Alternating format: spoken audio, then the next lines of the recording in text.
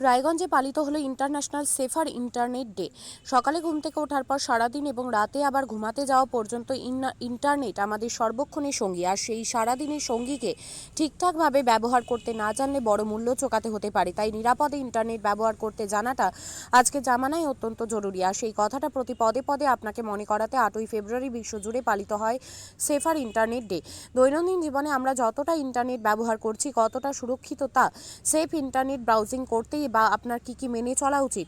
আসলে আমরা ইন্টারনেটের যে অংশটুকু ব্যবহার করি তা সমগ্র ইন্টারনেটের মাত্র 5%, আর বাকিটা জুড়ে রয়েছে ডার্ক ওয়েব ও ডিপ ওয়েবের জাল। এগুলো আমরা সাধারণত ব্যবহার করতে পারি না। দরকার হয় বিশেষ ধরনের সফটওয়্যার কনফিগারেশন অথেন্টিসিটি।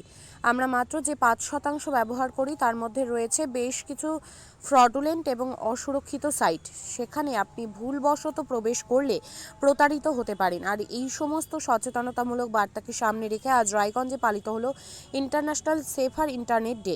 উত্তর দিনাজপুর জেলা ইনফরমেশন ডিপার্টমেন্টের পরিচালনায় এই দিনটি পালিত হয়। এই উপলক্ষে রায়গঞ্জে কর্ণজোড়ায় একটি সচেতনতামূলক কর্মসূচি গ্রহণ করা হয়, যেখানে উপস্থিত ছিলেন উত্তর দিনাজপুরের জেলাশাসক সুরেন্দ্র কুমার মিনা সহ একাধিক প্রশাসনিক কর্তারা।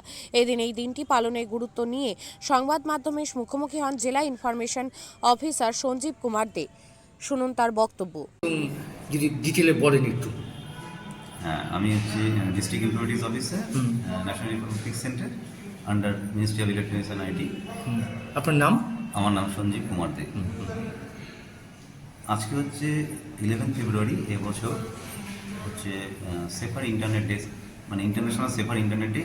তারই অ্যাজ এ পার্ট আমরা এটা সেলিব্রেট করছি।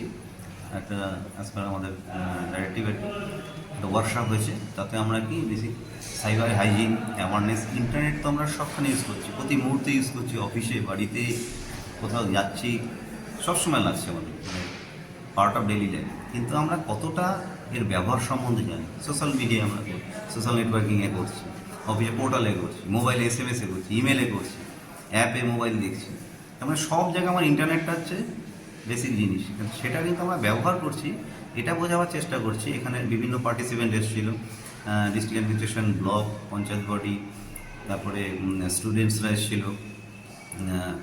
তারপরে আরও আমরা চেষ্টা করছি কভার যতটা ইয়ে করে যাওয়ার। মহিলারা ছিল যারা আরও বড় ভিকটিম এসবের জন্য, স্টুডেন্ট। হ্যাঁ, বিভিন্ন আর ডিস্ট্রিক্ট ম্যাজিস্ট্রেট নিজে ছিলেন, ডেপুটি ম্যাজিস্ট্রেট কালেক্টররা ছিলেন, ল্যান্ড ট্রান্সপোর্ট প্রোগ্রাম করে, হেলথ, মাইনরিটি, বিভিন্ন দপ্তর ছিল। তো অনেকটা হচ্ছে সাইবার থ্রেট কী ধরনের হতে পারে সেই লিস্টগুলো করে দিচ্ছি অন্য সাইটে।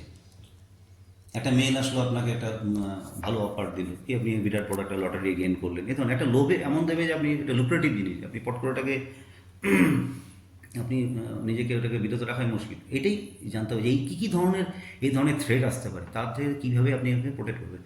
আপনি যেমন সিস্টেমটাকে আপডেট রাখবেন, প্রথম কথা।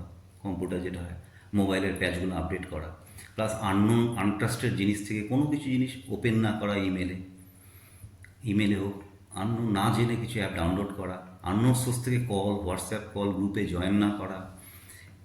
আপনার হিস্ট্রি, ব্রাউজিং হিস্ট্রি, আমরা যেগুলো দেখি সেগুলো সব মানে কুকিজ বলে একটা জিনিস আছে, তার মধ্যে স্টোর করা থাকে।